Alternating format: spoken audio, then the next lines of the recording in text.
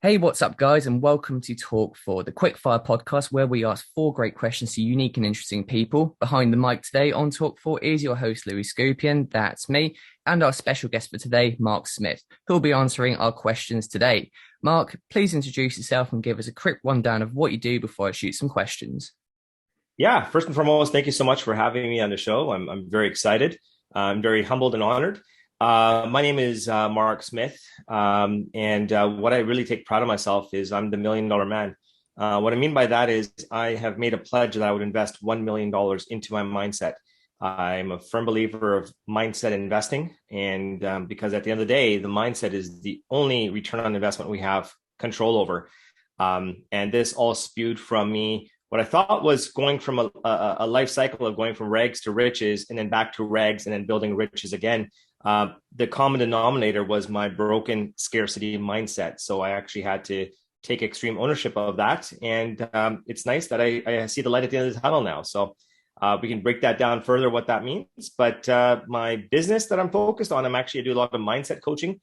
I do have men I work with, specifically a lot of men. I got some women I work with. I do a lot of sales coaching. So my background is high ticket sales. I have done over 25 years of high ticket sales, and I'm a real estate investor. Fantastic stuff. And no, I've been following you for a while, and it's really good to see the content you put out. I find it's nice seeing a post from you on my feed. There's always something to take away from it. There's always something valuable from it. And what you said about the mindset investing actually is very relevant because I do have a couple of questions regarding that too. So I'm very keen to find out what you have to say about it. So if you're Absolutely. keen, let's get on with question number one, I think. Yeah, let's go. Brilliant. So for question number one, I wanted to ask about real estate, mainly about people who are new to the game and want to get into it. So my question is, how can someone new to real estate actually start, and what sort of a deal should or shouldn't they be looking for at the beginning? Yeah. So you know what? I'll talk from my own side, and then just talking from what I've seen out there from other people. The key thing is action cures all. Tom Batlou says action cures all, but there's a difference between taking the right action and the wrong action, right? And so an analogy I give all the time is you look at the most celebrated Olympian, Michael Phelps, for example. Michael Phelps, if you put him in a swimming pool, Michael Phelps can still drown. That's just the reality of it. But he's equipped himself to mitigate that risk versus someone like myself jumping in an Olympic swimming pool has a higher likelihood of hurting myself or drowning. And so what I tell people that want to get into real estate investing is you want to be in action, you have to be in flow, but you don't want to get stuck with that analysis paralysis because a lot of people are fearful because it's a big investment and so forth. You have to remember that the power of leverage. One of the only areas where you can actually leverage, where all you need is 20% down or 5% down, and you can buy a great asset. However, saying that, when I say don't do it recklessly, the most important investment, I believe, is getting a mentor. You want to find a mentor and that someone that you emulate to where they're going to go or where they're going, and you want to hire that person because at the end of the day, that's going to be your best investment. A lot of people are looking for that get rich quick scheme. They're looking to let me just invest right away, whether it be crypto, whether it be real estate, whatever, and they're expecting the big payday. It's actually a major mistake in my opinion. And how I know this is because I did that. I did that in that I had believed in scarcity. I had that scarcity mindset. I had an ego that my head wouldn't fit through the door and said, why would I hire a mentor when I could just do this? And it was great. I went and bought some properties, but I got myself into some trouble. And it wasn't trouble of losing money and that kind of stuff. It was just I hit some walls very quickly and I didn't know what to do after the fact. If I could reverse my decision-making process, it would have been hire a real estate investor or mentor of some sort that could help me or navigate through the fires, navigate through everything and better equip me. So for someone to think about getting into real estate investing, what you want to do is you want to network and you want to find out who the real estate investors are in your area or where you're interested in investing. And after that is finding out, do they offer mentorship? Do they offer coaching? You got to pay to play.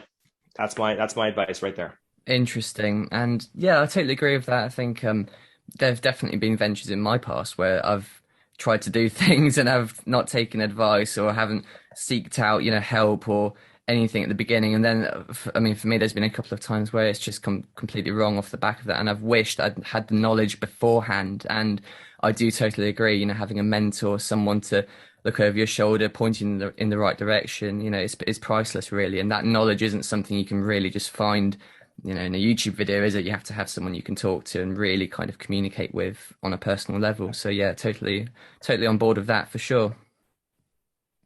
Great. So for question number two, actually going more into the kind of the mindset thing now. I heard a lot in your pages about mindset investing, like you said at the start there as well. Could you tell us exactly what that is, how that works, and how we can all benefit from it? Mindset investing. Yeah. Indeed. Yeah. So mindset investing, like the biggest travesty to humankind these days is that we're not investing in ourselves. That's the foundation. Ourselves are the foundation. I mean, you go around, or if someone was to ask everybody that's following you on Instagram and so forth, and ask them a very specific question: do you love yourself? And I could tell you, in this climate, people may think they do, but when they do a deep dive, they don't. Um, we're seeing this everywhere, whether it be COVID, whether it be government stuff, things that we really have no control over at the end of the day. And what I found was in my, what the journey I went on, I had a really bad marital breakdown. I had parental alienation in that my ex-spouse turned my children against me. And I could tell you, when my net worth went completely upside down because of all of this, if it wasn't for me focusing on my mindset, my mentors, and I have one of my mentors is Tim Story. He actually is Robert Downey Jr.'s life coach. He is Kanye West's life coach. I mean, he worked with Kobe Bryant. I mean, these are just some of the names that he's affiliated with. And he even said, if I didn't work on my mindset, I would have been a statistic. I would have harmed myself in an addiction or even worse. So why is mindset investing so important? Again, I talked about equipping. We are not equipping ourselves. Right now, I think a lot of humankind, I'll pick on men, we've gotten soft. We've gotten weak. I mean, you talk about Marcus Aurelius and all these other things. I mean, Joe Rogan talked about this, is the quadrant that's out there. And the quadrant goes, strong men create good times create weak men create hard times create strong men. What is actually happening here is we're in a stage now where men are becoming weak. We are becoming weak as a society, as a part of society. We're seeing this with the level of addictions, whether it be gaming addictions. I mean, a 40-year-old choosing to go home instead of spending time with their family, or 30-year-old, or pursuing excellence, is now choosing gaming, whether it be alcohol, whether it be drugs. Another major factor is porn addiction. Porn addiction is on the rise. It's ridiculous. So people are looking for that quick fix of dopamine release, and then they can't even have a conversation with a woman or someone from the opposing sex or the same sex. It doesn't matter. So what's happening with this, and to go furthermore with that, there's actually a term that just come out, which is actually called PAED, which is porn addiction erectile dysfunction. So men in their 20s can't even get an erection because they need porn. So this is a travesty. But this just goes to, and it just basically amplifies the issue that there is work required on mindset. Now, on the feminine side, there's issues as well. We look at suicide. Suicide rates are on the rise. In fact, I think I read a statistic that 67% of suicides in the UK are actually men. Wow. Of the 67% of suicides, I think it was like 86 or 88% were actually married men. Married men. So there's a major issue. So it doesn't matter if someone's investing in crypto. It doesn't matter if someone's investing in real estate. There's a common denominator, and that's oneself. So, people talk about, oh, I want to get a fresh start, so I'm going to move away. You can't move away from yourself. You have to fix you. So mindset investing is investing in oneself. That is the ultimate self-care, because if you don't love yourself, how can you expect someone to love you? Interesting. And just to dive into that a little bit more, actually, what does mindset investing actually look like from a physical standpoint? So would you say that's kind of just, is it more of a time thing where it's sort of what you're actually doing with your time and how you're spending it, so things that are more gratifying towards it? Or is it something that's more sort of based around money in a sense, where you're sort of physically investing into, either whether that's courses, books, experiences, what does mindset investing look like to you, for example? Mindset investing to me is investing in yourself. That could be time, that could be money. One doesn't need to have money to invest in themselves. See, time is finite. Everything else is infinite. You want money, it's out there. You want jobs, they're out there. The one thing that we don't have enough of is time. Time is finite. So we need to use our time. We have to respect our time. When we're not respecting our time, we're not respecting ourselves. So what Mm. does that look like? What is mindset investing? Mindset investing is just not mindset piece. It's the mindset aspect, it's the spirit piece, and it's the body piece. It's the See. connectivity. It's the connectivity between all three. Self-care. So mindset investing for me is also comes from a lot of our programming. A lot of us are programmed and we don't even know we're programmed. It could be our upbringing. It could be a massive emotional event that takes us away from the path that we're on, changes the trajectory, which then affects our thoughts, then affects our feelings, and as a result, changes our actions and ultimately our results. So, how does one invest in their mindset? So, putting yourself first. It's okay to be selfish. Now, I'm not saying selfish to harm others. It is okay. Listeners, you have my permission to put yourself first, meaning, hey, when I wake up in the morning, I'm going to go get my workout in. I'm going to write down, and I'm going to journal. I'm going to meditate. I'm going to do these things because what I tell people is that I was a chronic people pleaser all my life. And what I thought was being selfless, I was actually being selfish because it actually stroked my ego that people had to love me. And it wasn't until I hit rock bottom that I realized I had to make a change here because it's my fault. I had to take ownership of it. So what I did was I started becoming more selfish and I started focusing on me first. And once that happened, guess what? I became selfless. So Interesting. invest in yourself, like the time. It doesn't matter if you're reading. Like I tell people, read. Like read. You have to read. Get a book, pick up a read on anything with respect to nonfiction. Invest in yourself because the brain is plastic. The brain is the only organ that we want to grow. Okay, we got neurons firing all the time, and when we're not, what happens is we get atrophy. I actually had a guest on my podcast who was actually a professor on The Secret. Okay, so Dr. John DeMartini, and we talked about this, and one of his students talked about how her husband has severe dementia at a very young age. So what I asked anybody is that, so there's a certain time where his brain and his symptoms are actually heightened, and there's times where his symptoms are actually going down. The symptoms are heightened when he's not focusing on himself and his purpose.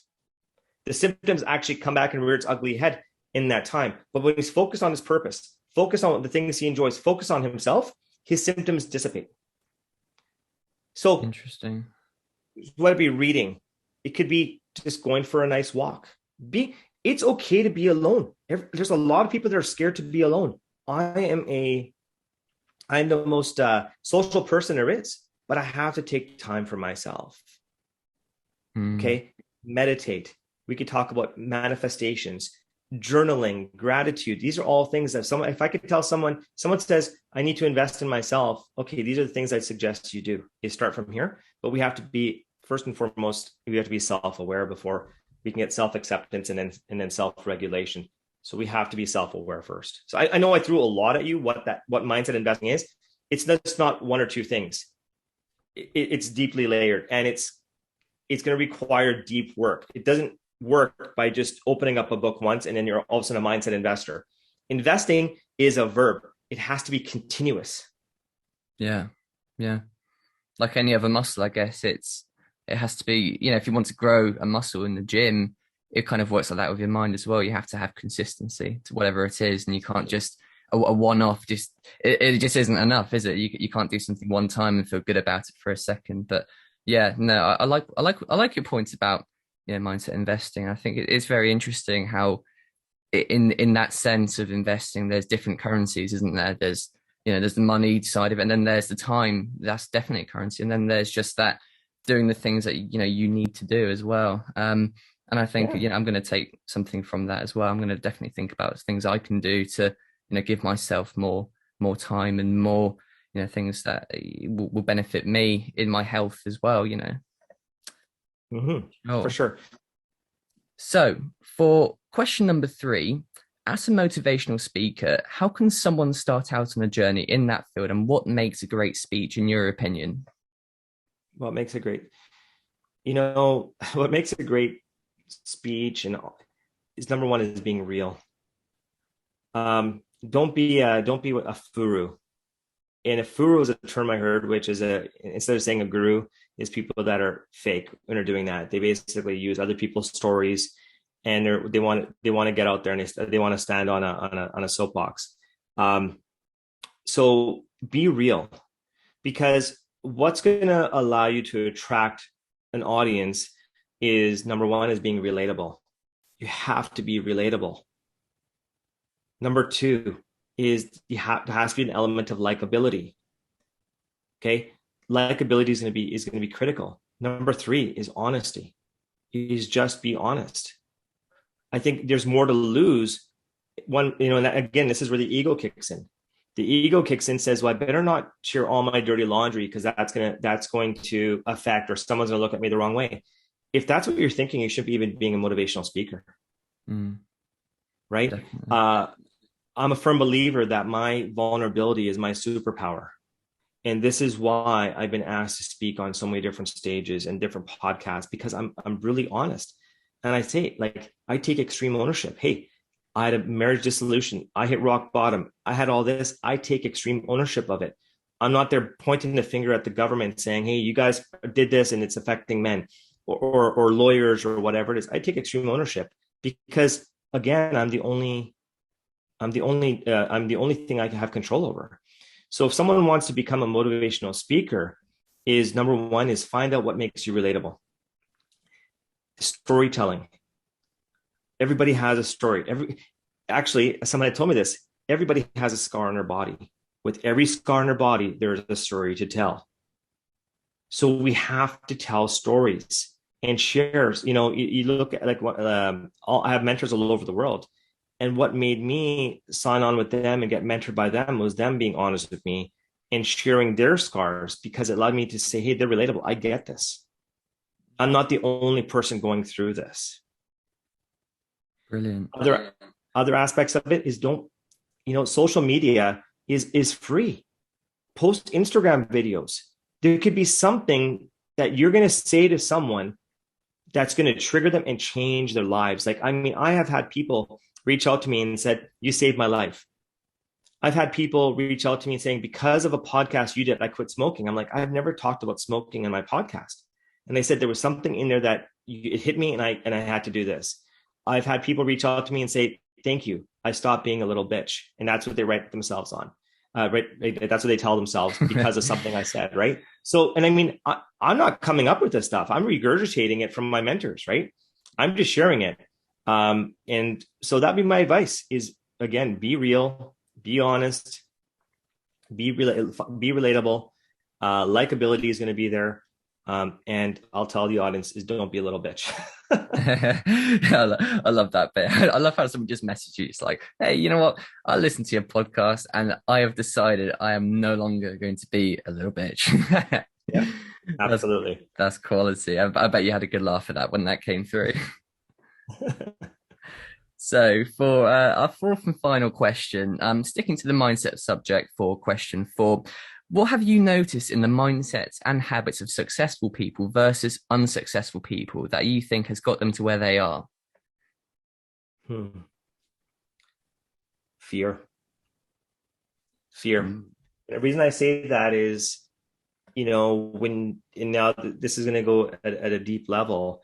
And there's so many books on this, right? We can talk about Napoleon Hill's book, Think and Grow Rich, Winning the Devil, even modern day books today. And we can talk about law of attraction. So law of attraction is pretty straightforward. Where your attention goes, energy flows. And so I've been on both spectrums, right? I've been on spectrums at the highest high where I felt like I walk on water, for example. And that sounds, for someone that's religious, I apologize. That's not what I mean. But I had so much confidence that it was just attracting things. Things were just coming my way. And I was like, wow, this is amazing. And then on the other side, I hit the lowest point of my life. And so if we put a line across and we look at positive vibration or positive frequencies and negative frequencies, the lowest frequency is going to be shame. It's going to be fear. It's going to be guilt. And nothing is more paralyzing than fear. When one is fearful, like just think of a deer in the headlights, they freeze.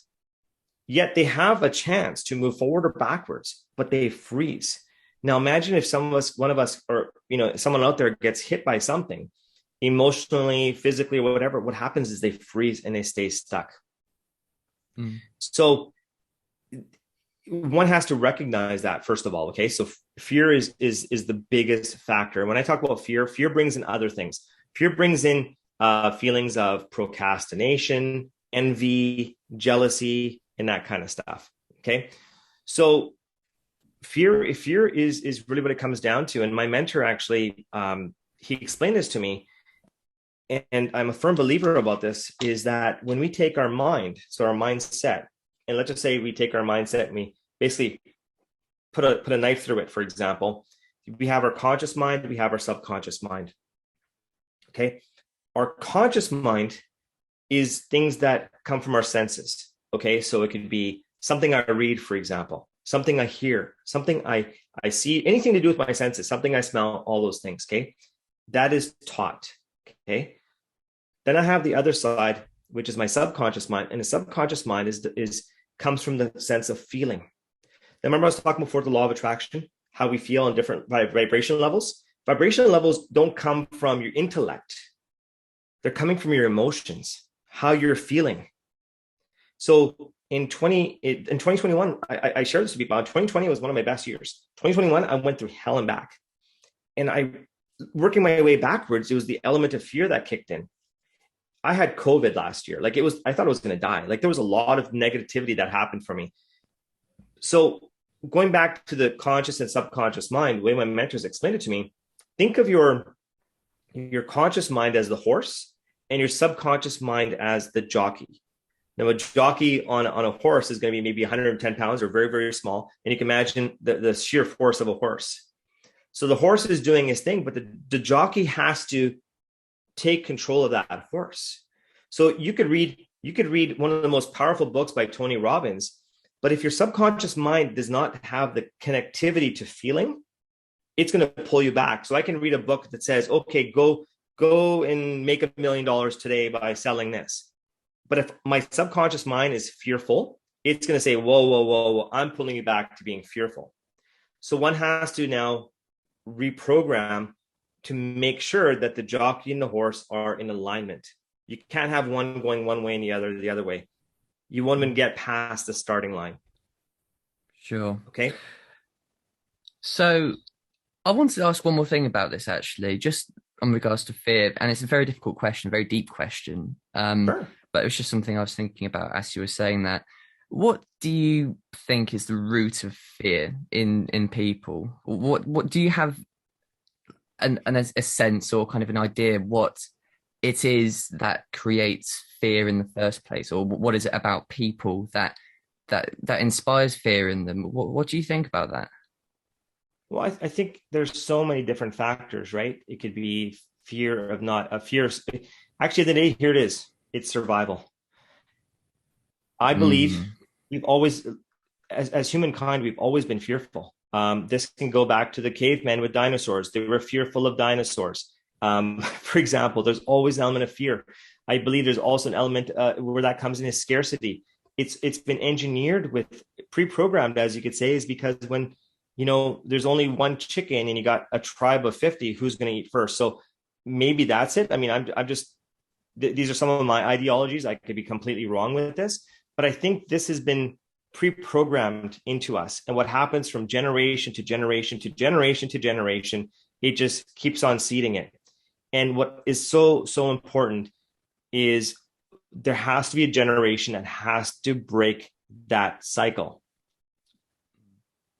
And it's going to take that one individual or that one tribe that's going to change the trajectory of the rest of the tribe. So for me, in my upbringing, I mean, I was blessed. I mean, my parents, I mean, I love my parents to death and so forth. They immigrated to Canada. They left everything there in East Africa. But coming from an immigrant family, it was like there's a lot of scarcity because when you leave a country and all you have is two suitcases, it's very hard to think abundance. It's about surviving.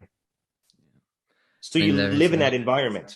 You live in that environment, and the environment is the number one factor that's going to affect your programming, right?